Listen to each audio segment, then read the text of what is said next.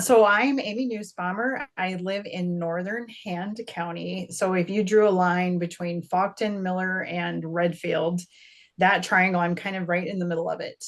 I started flower farming in 2023, the summer of 23, or actually January of 23, when I started planting Lisiantha seeds for the very first time.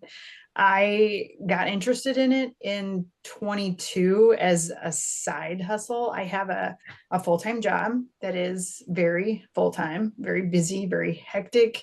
I work for a corporation, and I think maybe that's what spurred me, is I needed a creative outlet to just, I just wanted to do something for people rather than just work for a corporation. So I had seen some articles about Pixie Acres, Jesse Rummel, and I actually started. This was before I had any social media. I had nothing. Before I started this, I was anti-social media. I had none of that, and so I reached out to her with her website. That's how I found her. I'd seen her on Kelloland, and I think there was maybe an article about her in the South Dakota magazine. I'm not really sure, but I reached out to her and I went to her farm. It was late September. The farm was actually closed. Everything, there was a frost, so there was no flowers. And I just went there and met with her and talked to her, and God bless her, she did a really good job of letting me know how much work it was. I don't think she emphasized enough how much work there was. um, it's that I think was, I keep a notebook of everything I do each year. And that first year, I was really honest with myself in that notebook. It was a date book, and I wrote planted and cried and planted and cried and planted some more, because it was just so much work. I had no idea. But I asked Jesse, I said, how did you know how to do all this stuff? Where did you learn this? And she said, and I didn't have a notebook, she said, Erin Floret. And I thought, that's a really weird name, but okay. And it stuck with me. So then when I got home, I Googled Erin Floret, which of course I think everybody probably knows that that's the fairy godmother of cut flowers. So that's where I learned a lot. I spent that entire winter watching YouTube videos and anything I could get my hands on to learn how to grow cut flowers, and having absolutely no idea. I just started ordering seed at Johnny's, and it was great because it was just like, I'll take two of these and two of those. And it was growing flowers I had never grown before. I'd grown plants for 35 years, but I'd never grown a lot of the cut flowers that I have now. And so out of the gates, I was successful with seed. I mean, I just threw Lisianthus in, and 6 months later, I had these most gorgeous blooms. So absolutely not knowing anything. So that's kind of how I got started. I knew right away that I had more flowers than I could ever sell. So that's why I decided to reach out to Jaclyn. I tried the florist in Redfield as well. And then I reached out to Jaclyn, and Jaclyn wasn't there at the time. Hey, Jaclyn, she's here. And so she actually called me back and said, I'd like you to stop in. And so I did. And that's how I met Jaclyn. And here she is. Yeah, thanks for your patience, everybody. I had to pick kids up and drop them off. um, yes, hi, I'm Jaclyn. Amy, did you just introduce yourself, or? Pretty much, yeah. Kind of why I got started, and here I am. So there you go. So off Here you we are. go. Okay, off I go. Yeah, I'm Jaclyn Haun. I own Belvoir Floral in Miller, South Dakota. So we're a full service retail flower shop. I started in FFA years ago. Then graduated high school, started doing weddings through college, and then now today we've got the retail flower shop in Miller. Um, so my experience with flower farmers before moving to Miller, I was in the Lincoln, Omaha area where it was pretty common to have flower farmers. There's gals who would come around to the different wedding florists and retail florists with their truck, and we could pick out stuff, or they would send us a list, and we would pre-purchase ahead of time. So that's a little on my background of um, working with flower farmers there. But yeah, it's it was a good relationship with beautiful product, beautiful options, things you can't get at the wholesale house, which was wonderful. Yeah. So just a second I know here. that Amy said you had a presentation, so maybe we can start there. I also have lots of questions, and I'm sure maybe some of our listeners do too, but we can maybe start with your PowerPoint. Can you mute yourself? Okay. Amy, do you have that presentation? I do. I do. It's the, so hang on, let me reduce this. I'm not very familiar with Zoom. I apologize. Zoom is not my thing. But we're gonna give it a whirl. Tell me if you can see. It should be share. Here we go. Okay. I'm more of a team person, not a Zoom. We can see it. Let's try to get it in full screen, presenter mode. Okay, here we go. Let's see if we can make this baby work. So Jaclyn has introduced herself. So collective of flower farms. So, okay, yep. Going back to the Lincoln and Omaha started doing a flower farm collective after I moved, which is kind of a neat idea where flower farmers come together once a week, bring their flowers, and then us retail and wedding florists would come and purchase the products we need week to week. South Dakota doesn't have exactly the population concentration that the Lincoln and Omaha area have. So like it's a cool idea, but that's just something that was kind of from my background, working with flower farms in the past. So as we know, I am a member of the South Dakota Florist Association. I am on their board, and with that, I can explain, I guess, my it says florist hesitations and reservations, so I can explain to you where like I am coming from with how sometimes flower farmers are received. As a florist, I'm very sensitive to competition. Like I would say that most are, but I don't want to speak for all flower shops. But yeah, there's been we work with a very limited market in South Dakota. We have our little tiny bubble. And you can only sell so many flowers to a certain population base. Typically the average 30% of your population will receive flowers like once a year. So if Han County is 3,000 people, 1,000 people might receive flowers once a year. With that, it takes a lot of $50 bouquets to pay your bills, your insurance, and your overhead.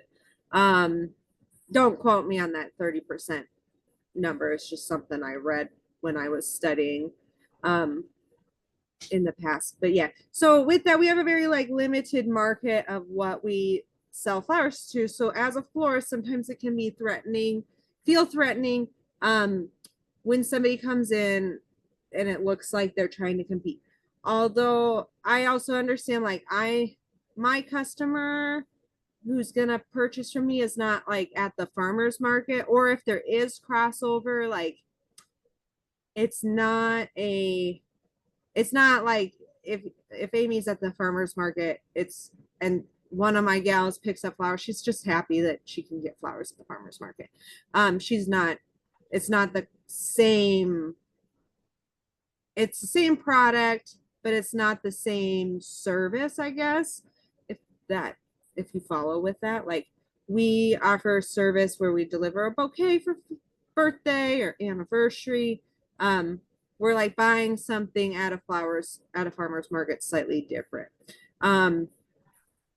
So yeah, with that, I guess I hope that you can ask questions later if I need to explain that more clearly. So limited market, uncertainty of quality. Amy has exceptional quality product. Like I also would not buy it if it wasn't exceptional. She never has bugs. Her stems are clean. She saves me work with bringing her flowers in water. So I just have to change the flowers into my buckets and she takes her buckets home and we don't have to reprocess and recut and rehydrate everything. So that's wonderful. So she saves me work. Her quality is exceptional. The variability of supply, we don't know what comes week to week in retail. I wish I could say I did. One week we might have 3 funerals, the next week we might have nothing. Like there are just days where we have a handful of people come into the store all together. So that makes it challenging to know how to purchase at times, which is stinks for you guys because you guys have beautiful product and some of the slowest times of the year. July, August are just slow times in a flower shop. Gorgeous product. But yeah, so that's kind of the variability of supply. And then, yeah, it's back to the undercut price. I am very willing to pay market price, like what I would pay from the wholesalers for product that is of quality, meets the expectations that we need. Decent sized stems, blooms, no bugs, absolutely no bugs. Yeah. But yeah, when you have, like, I've seen a lot of things in the last, I've been doing weddings for 10 years. So I've seen a lot of things for 10 years with flower farmers. It stinks when you bid out something and somebody else cuts your price. Like it doesn't happen. It doesn't matter if it's a flower farmer or another florist. It stinks to be undercut. So like I understand when I see flower farms like offer subscriptions, like I understand why you do it. Your customer for subscription is probably not the same customer I have. But when you undercut your price for what you are delivering compared to a flower shop, that hurts our industry as a whole. We reduce people's appreciation for what they get. So it makes it challenging. But yeah, hopefully if there's anything I need to re-clarify, ask me later. Sounds good. Yeah. Okay, so I kind of gave my spiel. Everybody heard that. So I've got some pictures here of some of the stuff I've done. I like to do community support. I give my mother-in-law, God rest her soul, was in a nursing home for a while. And when I went in there to see her, it just kind of broke my heart. You know how they're kind of forgotten and there's these little old ladies and so I started taking flowers in there because I always thought, you know what, why not take flowers in there? So I do. And that actually ended up being a deal where they came and toured my farm last summer. And I was never so glad to see someone leave as when all those little old ladies and walkers got back in their vans and left, because I was so sure someone was going to fall and break a hip, literally. But that was great. There were so many of them that had grown a lot of the flowers. I mean, maybe not Lisianthus, but certainly snapdragons and all of the stuff. So it was good for them to see that. So you can see that I've got a bucket of snapdragons on the left, and then my Lisianthus that probably was packed up and ready to go to Jaclyn. Jaclyn mentioned it, I do participate in the farmers market in Miller. And I've done that for 2 summers. My first summer, it was okay. And then Jaclyn made the suggestion, maybe go every other week. And that made a huge difference, because what I learned last year going every other week was there was one week I went 2 weeks in a row because my asters were spectacular. And I thought, I got to get these out there and let people know. And when I get to Miller and I'm there on the week that I normally wouldn't have been, all these ladies who were buying these bouquets said, well, your flowers are still good from last week, so I don't need to buy any. And I was like, crap. So back to the 2 weeks. That's a hard and fast rule. And if it's hot, I'm kind of a pansy about it. If it's gonna be really hot at farmers market, because where we have it in Miller, there's not a lot of shade. So I'm just not even gonna go. So that's something I do as farmers market. I tried farmers market in Renfield, but didn't really crack the code on that town there. So I just didn't feel like that was worth it. And the thing about farmers market too, and it's the difference between the florists and farmers market, is when you get people that are just wandering around farmers market, they've got like $10 in their pocket and that's all they're going to spend. So it's a totally different vibe. They want something to eat. I have discovered if you're going to do well at farmers market, you should also have tomatoes with you. You're going to get them to look at your flowers. So I enjoy the farmers market a lot. And then my other option was florist supply. And I really do enjoy that. I like taking what I have to Jaclyn. And I think that I can grow. I know I told Jaclyn just the other day, we were talking about it. I was at a flower shop, and I'm not going to name any names anywhere. But there were Lysianthus there that were so sad and so long from their roots. They'd been picked for so long and they were so sad. And as I said to Jaclyn, if I couldn't grow them as good as that, I wasn't going to do it. And after months of waiting, I could grow a Lysianthus well. So I enjoy that. And I enjoy taking my flowers, but what I really enjoy is taking my flowers to Jaclyn, and then she sends me pictures of what she does with them, which is so cool. Because and there's a picture later in the presentation, I had this dahlia that I got last year, and I got it and I thought it was going to be great. And then it starts to grow and it starts to bloom. And in person at my farm, it was awful. I hated it. It was like ketchup and mustard. It was red on the back and yellow on the front. And it was just horrible. I hated it. But I thought, well, I'll take it to Jaclyn. If she wants it, whatever. I think it was one of those, if you want to pay for it, that's fine. But if you don't, I don't blame you. And she turns around the next day and she had put it into an arrangement. And it's like, that's so awesome. So for me, I don't want to do retail. If I could help it, I wouldn't. I don't understand color theory very well. It's not my thing, but I do enjoy growing the flowers and watching other people create with them. So this is something more that Jaclyn wants from me. I'll let you take it, Jaclyn. Oh, yeah. So Amy, when she delivers me buckets of flowers, she writes out her stem counts for me. And I literally just pay her the same price that I would pay at like North American Wholesale or Kohler and Dram.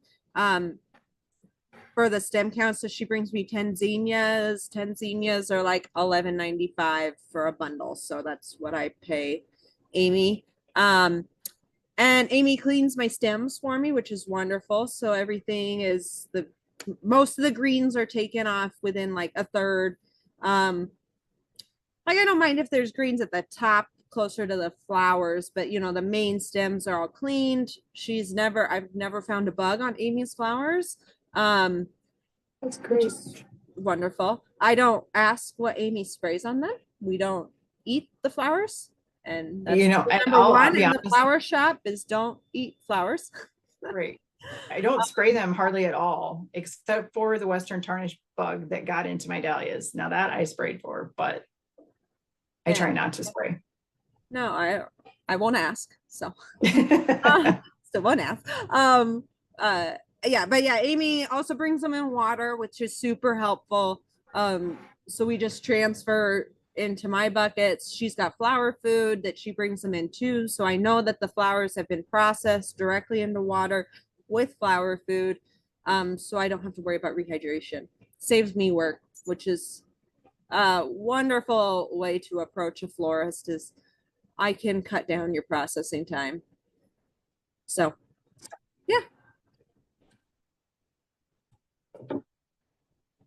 And here's the bouquet that Jaclyn made. It Ketchup was and mustard dahlia. it was horrible. I hated it. But Jaclyn sends me this picture and says, "How do you like it?" And it's like, "Oh my, is that mine?" So yeah, those are my straw flowers. That's my two zinnias there. Then and so I did save them, and I've got. So I will be growing them, Command Performance, and I am happy to report. The first year I grew dahlias, and I tried all the places. This is how you keep your dahlias over the winter, and failed miserably. Somebody asked me, how do I store my dahlias? And I said poorly, because I lost almost all of them. The only ones that I survived were the ones that you can't kill them unless you run over with a tractor. And so, but this year I did a very much better, much better job. And so we just discussed that the other day, Jaclyn and I did, what colors do you not like? So I unfortunately have about 1,000 Ivanettis. Those things store like iron. And so I will grow them, but maybe not as many as I have. I'm going to be giving those away. So, but I think that was the thing of maintaining a positive relationship, was listening to what Jaclyn told me. Like, for instance, I grew cosmos, and I'm picking and I have these beautiful big cosmos, and I'm bringing them Jaclyn, and she's like, "Oh, I can't use those." And it's like, oh, why? Well, because Jaclyn needed them to be tight, a bud.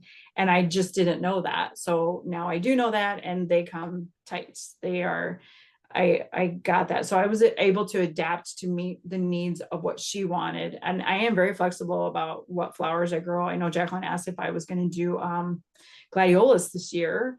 We talked about it each fall, and I actually am going to grow there's some really cool colors of gladiolus out there. So gladiolus are on the docket for the growing patch this year. I'm really excited to do some gladioluses. So they're not the fluorescent yellow and bright reds. They're really smoky mauves and browns, and there's some really cool colors coming. So that was really good. And here, this is basically it. Questions and answers. If anybody, these are pictures of stuff I had and probably brought to Jaclyn. So. Okay, well, feel free to unmute yourselves and ask questions, or throw them in the chat and I can read them out. But one question that I have is, Jaclyn, you mentioned how flower farmers have these beautiful flowers in July and August, which tend to be slow months for you. Amy, do you use any type of season extension, or how, or I don't. You can get hoop houses through USDA, and you can do that, but I have a job that doesn't always. I don't always know where I'm going to be. So the flowers sometimes have to kind of be on their own, and I would like to be able to grow them longer, especially the dahlias, because I feel like I'm just really starting to roll hard on dahlias and it freezes. And so that's always a disappointment. But and it is true, in July you can hardly, flowers are hard to sell in July. I don't know what the deal is, but it's a hard sell in July. But I don't have any season extenders, no. Hey, Morgan, can you hear me? yeah. Okay, great. I am actually listening from my car, so I'm doing the whole like tap the phone situation. I have kind of I really, really like hearing both sides of this story. And for context, Jaclyn and Amy, I'm with SDSU Extension, and spend time like thinking about these things. So I really appreciate your honesty, Jaclyn, about some of the challenges from the florist perspective. I'm curious about the vase life of Amy's flowers compared to some of your other wholesale product. And since we're a small group, I'm just going to pick on you a little bit. Have you ever considered paying Amy more than Nafi or some of your other wholesalers if her vase life was better, and if she's actually cutting down your processing time? Because it sounds like there might, with even just cutting down on processing, there might be a greater value there. Yes. The hard part is we don't have a lot of margin in the first place. It might appear sometimes it looks, the grass always looks greener on the other side. When when we only have this few arrangements to sell in July and August and September, for whatever reason, it's hard. It's just hard to pay on a higher premium. Even like I'm glad to pay market value, but yeah, you just don't have a lot of income coming in. Therefore, you got to make your dollar stretch. I mean, my May and April basically have to pay for July and August. We pile up cash so we can make it through those months. Yeah, I wish I could. I'd love to pay more, but yeah. No, and I Uh-huh. I just want to shout out, like, I love that you're at least starting with market value. And I think Mhm. for the florists on the call, I think there's a takeaway from Jaclyn, like the positive message around like don't undercut florists is actually like value yourselves and value your product because I know it can be hard to like think about what you're worth, but like Jaclyn, you value your product because you know what you're worth and what bills you need to pay. Uh-huh. And I think it can be hard for like folks who are getting started in cut flower farming to know like what should I be charging for these different markets. So I think trying like encouraging cut flower farmers to do some homework and like value your product and not sell yourself short is going to like make you more valuable to your customers and will probably make you a better friend with any florist in your area. And Jaclyn, maybe you have more to say about that, but that's just kind of like a take that I've synthesized from some other conversations. Yeah, I really appreciate that. Yeah. We can't devalue our industry. It doesn't matter if you're a farmer or a florist or a combination of the two. You don't want to devalue yourself. It's a lot of work.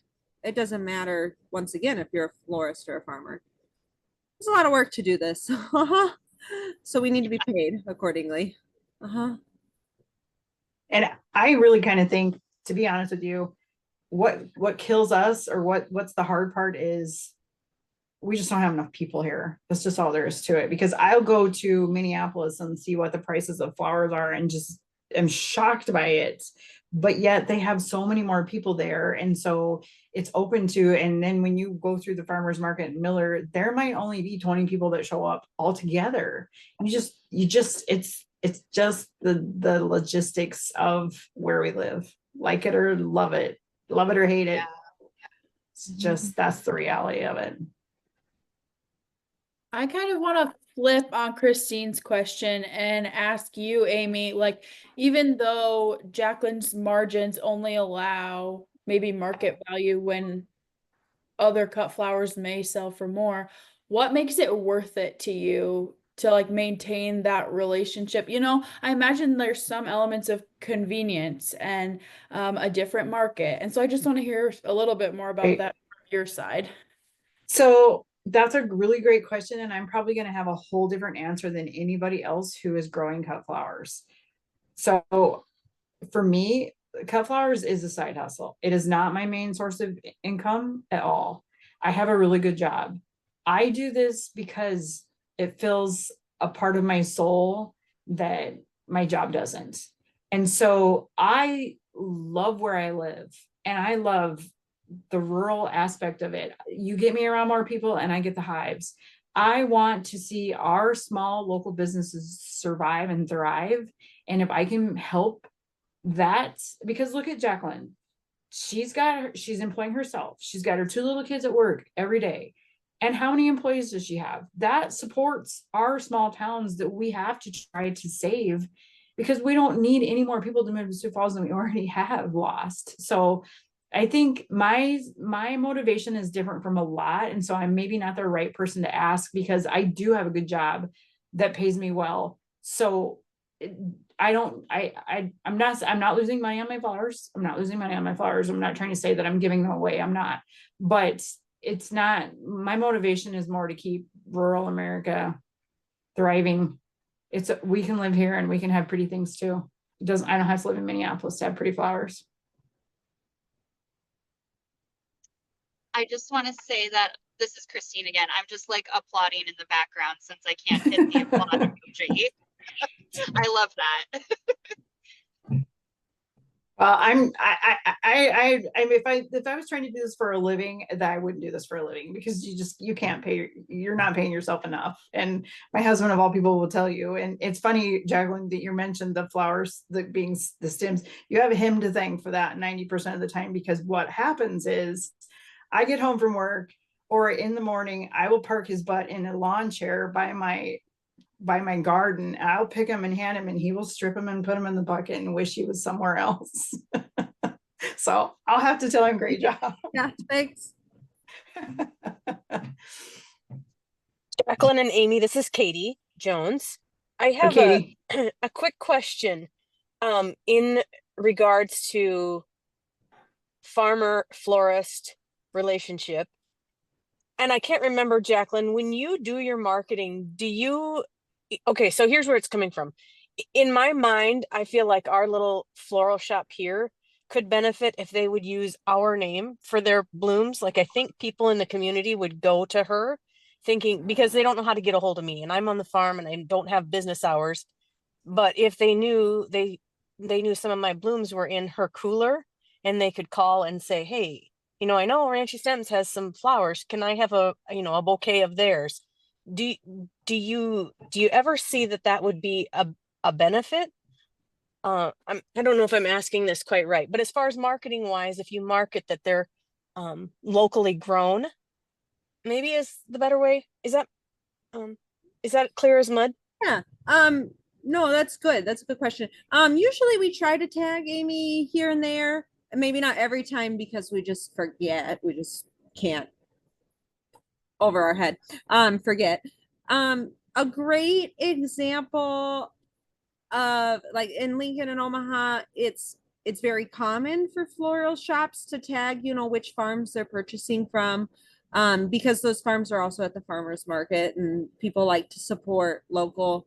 Of course, there's a very strong culture of community that supports local entrepreneurs and small businesses. So they kind of have a group there that they all tag each other for all different things. The flower shop that I really appreciate works with a chocolate shop that makes all their own handmade chocolates, and they work with different farmers, and so they're always tagging each other.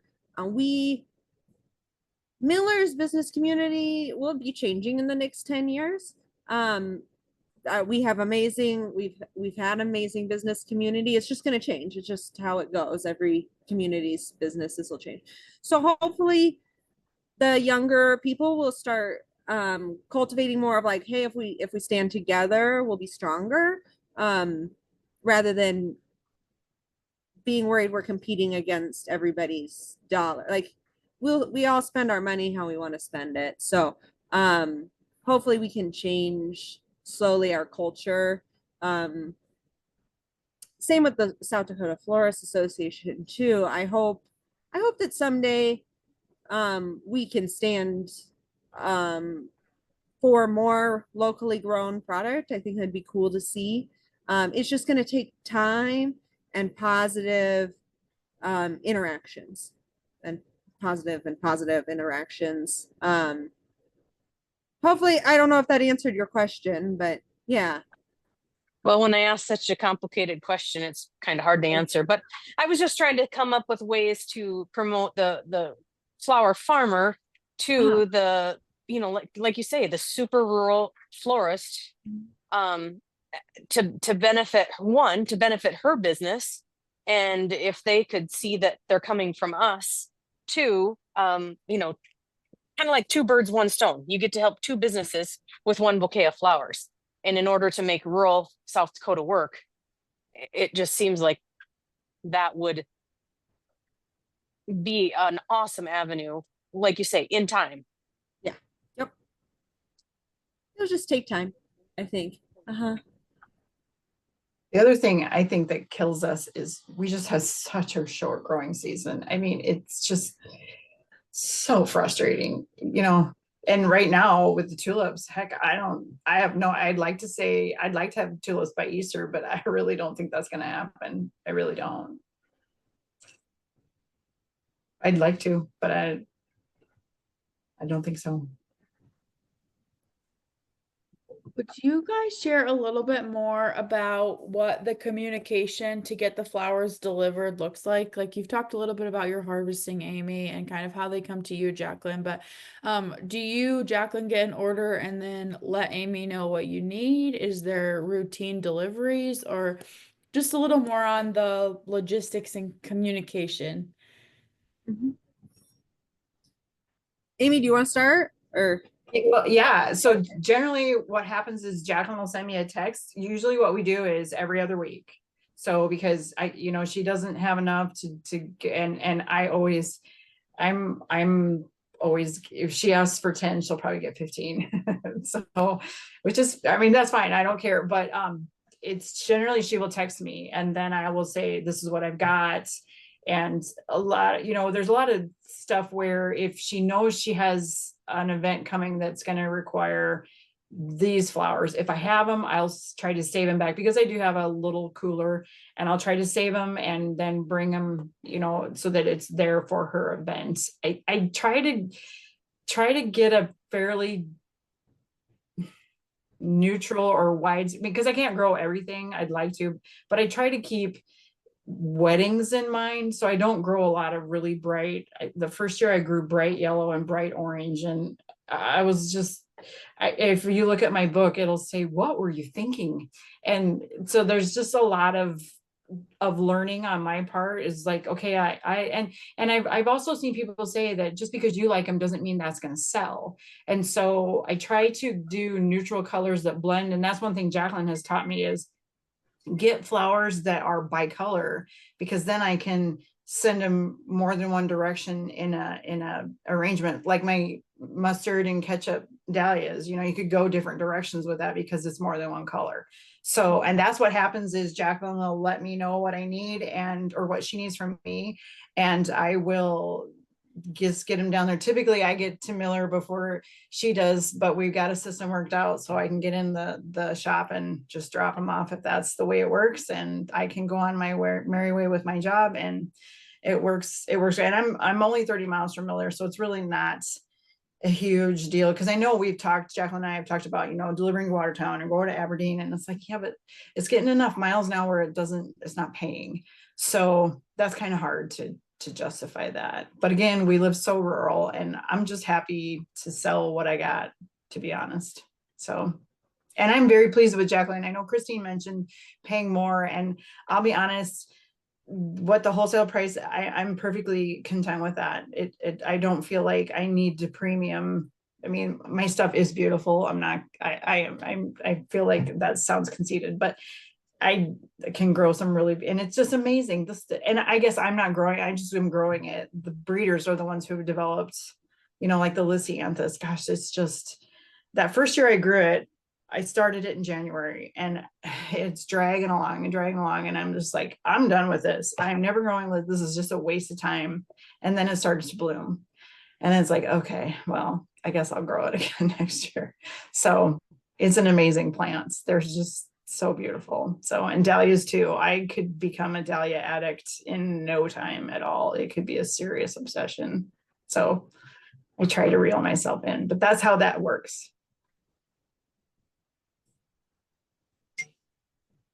Jaclyn, with just being able to text Amy, do you find that you've lowered any of your waste? I mean, between like needing to wholesale, did you ever get more than you actually used in the time that you could keep it, or does that not really apply? If you want to know where the money's at the flower shop, just look in the trash can. It's just how it is. You know, it totally depends on the time of year and the week. Like this March has been like super slow for us. We've had like 2 funerals all month, which our January was busy where we'd have like 4 funerals a week. So it just totally depends on what our summer looks like. We don't know because we do rely on like funeral income. Right now, my weddings are also wild. Like we have them very evenly spaced this year, where last year my June was booked. and then crickets in July and August, and then we had a couple September, October weddings. Like it just totally depends on what's going on, I guess. But yeah, it works great. I love that Amy, she'll text me pictures of stuff. I also just like it when like she sees what's pretty and she'll just make a bucket, pick out stuff that would go well together and just makes me a bucket of different textures and colors, and that works well for me. A lot of flower shops maybe prefer to choose their own stuff, but I like, if she's there in the field, she can see what's pretty, and I'll make it work. Ketchup and mustard dahlias, gorgeous. So, but Jaclyn, would you be able to speak to the stage of bloom you want? Because it sounds like Cosmos, you wanted them really tight. And, I think for many flower farmers, they're probably thinking like, oh, these need to look pretty for the farmer's market, or they need to look great in the mason jars for my farm stand, versus like, do you want things more immature, and what does that look like for you? Or less open? yeah, it depends. That would be an area where it'd probably need the farmer to study slightly. Like Cosmos, I need tighter. Dahlias, they don't really continue to open. Dahlias just need to be cut in the morning and delivered like the day before the wedding, because that's how dahlias work. The Lysianthus, Amy brings them in like that picture. They work perfectly, where the bottom blooms are starting to open. But if she waits too long, we lose those bottom blooms, and then we're just stuck with smaller blooms. Like, so I do want a larger, Amy's picture is a perfect example for where we want Lysianthus, because if she were to wait longer, then I'm stuck with just baby blooms, which is fine too, depending on how I'm using it. Yeah, it totally depends. Tulips, we want them tight.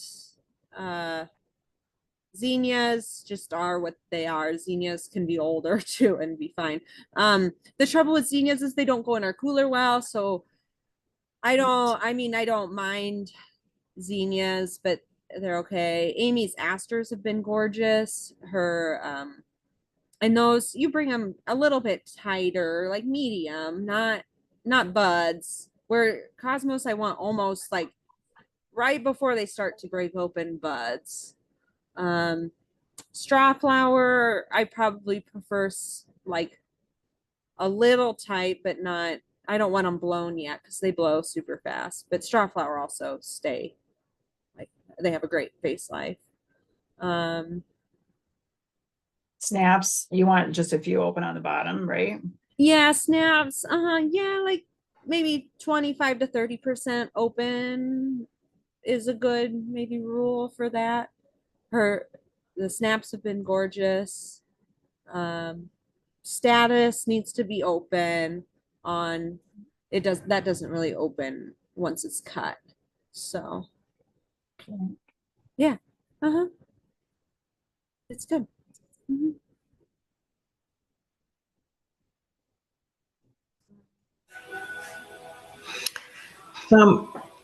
I'm Sherry Rogers Conti, and I have a flower farm down in the Yankton area. Yeah. So I'm wondering, Jaclyn, if you have advice on how should we first approach a florist? I've never approached any of our local florists, and I'm in my third year. Can I ask like what you've done in the past? I do farmers markets, and I do sometimes like a build your own bouquet event. And I've had a few subscriptions, and I take flowers to the nursing home. So there's a little variety of everything, but so the flowers that I have that a florist might be interested in would be the cosmos, the dahlias. I do sunflowers, snapdragons. I have, let's see, the dahlias, I think I said. celosia. I have several more things. I just can't think of them at the moment. Beautiful. For sure, for like that kind of situation where you do farmers markets and you do events, approach it that like, hey, this is what I've been doing, but I'd love to help you out by providing you bulk flowers. Like, I would just be open about what you've done in the past, because I'm kind of sensitive to like, I don't want to, and it's because the floral industry's had past hurt, I guess. Yeah, and just be like, hey, like, this is what I've got. This is a sample of my beautiful product some of my snapdragons that I've got. They're gorgeous, locally grown. Base test them. Let me know what you think. I do events, and then I do the farmers market. But also Amy approached me too of like, I don't want to do funerals. I'm not doing anniversary bouquets. I'm not doing birthdays. I'm not running all over doing, I don't know, subscriptions and stuff. Just be like, this is what I do. This is how I can help you, and how we are the same industry, but we're not crossing over paths. I think that might be received well. I'd hope it would be. It depends on the florist too. I love locally grown stuff. So yeah. So Sherry, what I did, I had a sleeve. I had, I don't know how many snapdragons in a sleeve, and I just walked in and it's like, here's my flowers, want to buy them? I mean, it was so hard just to get the nerve to walk in the door. I'm not going to lie. It's like drive around the block a couple times and psych myself up to do it. It's not easy. And, nobody wants to be rejected. And I had absolutely no idea what I was doing. And so the one florist just like, oh yeah, I'll take him, and never heard from her again, which whatever. And then Jaclyn wasn't there. So that was great. I was like, dodge that bullet. But then I had my phone number on there. And so the person who was there took him, was like, okay, great. I'll let her know. And then Jaclyn did reach out and say, hey, I would like to talk about your flowers. When can you stop in? And so, yeah, that was how it did it. And it was hard. Not gonna lie. It was not. You're right. I don't ever want to do a wedding. That is the most no way. I don't want to do a wedding. I'm happy to just sell a bucket of flowers. That's it.